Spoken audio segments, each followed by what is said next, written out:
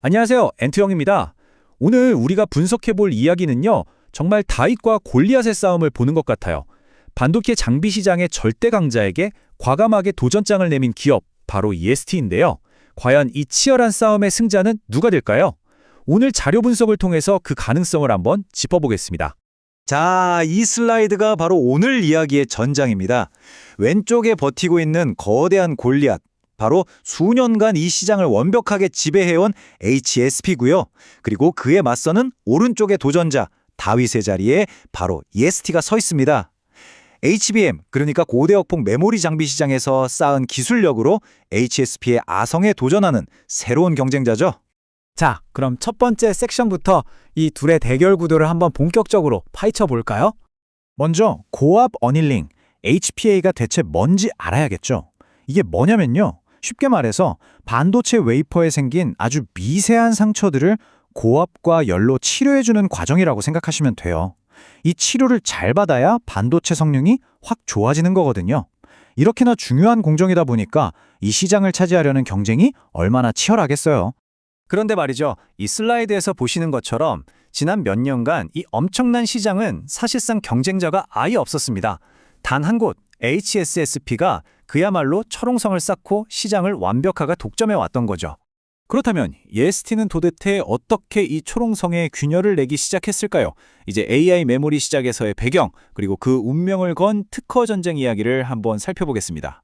EST의 비밀 무기는 바로 HBM 장비 기술이었습니다. AI 시대의 필수품인 HBM을 만드는 과정에서 온도와 압력을 아주 정밀하게 제어하는 기술력을 이미 인정받았거든요. 특히 삼성전자의 76억 원 규모의 장비 공급 계약을 따냈다는 건 시장의 그 실력을 제대로 증명한 셈이죠. 바로 이 경험이 HPA라는 더 큰 무대에 뛰어들 수 있는 자신감의 원천이 된 겁니다. 하지만 골리앗이 순순히 길을 터줄 리가 없죠. 이 타임라인을 한번 보시죠. 먼저 2023년 9월 HSP가 특허 침해 소송으로 먼저 공격을 시작하고요. 잠시 위기도 있었습니다. 2024년 10월에는 EST의 반격이 절차상 문제로 기각되기도 했거든요. 하지만 2025년 4월 드디어 극적인 전환점이 찾아옵니다. 특허 심판원이 EST의 기술은 HSP의 특허와는 다르다, 독자적인 기술이다 이렇게 인정하면서 특허를 침해하지 않았다고 판결한 거죠. 이 판결 정말 의미가 큽니다. EST의 공식 발표처럼 단순히 소송에서 이겼다, 이게 끝이 아니에요.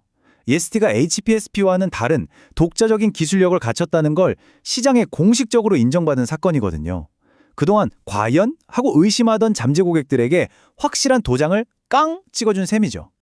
자, 그럼 이 법적인 승리가 회사의 실적에는 과연 어떤 영향을 미칠까요? 이제 가장 주요한 돈 이야기, 실적 전망을 들여다보겠습니다. 유안타증권의 재무전망표인데요. 여기서 우리는 아주 극적인 턴어라운드, 즉 실적 반전의 가능성을 엿볼 수가 있습니다. 특히 매출액을 한번 보세요. 이 그래프가 딱 보여주잖아요. 2023년에 798억 원이던 매출이 2024년에는 1,001억 원으로 껑충 뛸 걸로 보고 있습니다. 특허 분쟁이라는 가장 큰 안개가 걷히면서 새로운 사업 기회가 숫자로 나타나기 시작하는 겁니다. 그리고 가장 중요한 건 바로 이 숫자입니다. 2024년 예상 영업이익 무려 113억 원. 작년에 4억 원 손실이었던 걸 생각하면 이건 정말 엄청난 반전이죠. 적자에서 흑자의 극적인 턴어라운드. 바로 이게 투자자들이 지금 EST를 주목하는 핵심 포인트라고 할 수 있겠습니다. 하지만 이 승리가 정말 최종적인 걸까요? 장밋빛 전망만 있는 건 아니겠죠? 마지막으로 우리가 반드시 짚고 넘어가야 할 리스크 요인들을 한번 꼼꼼하게 점검해 보겠습니다.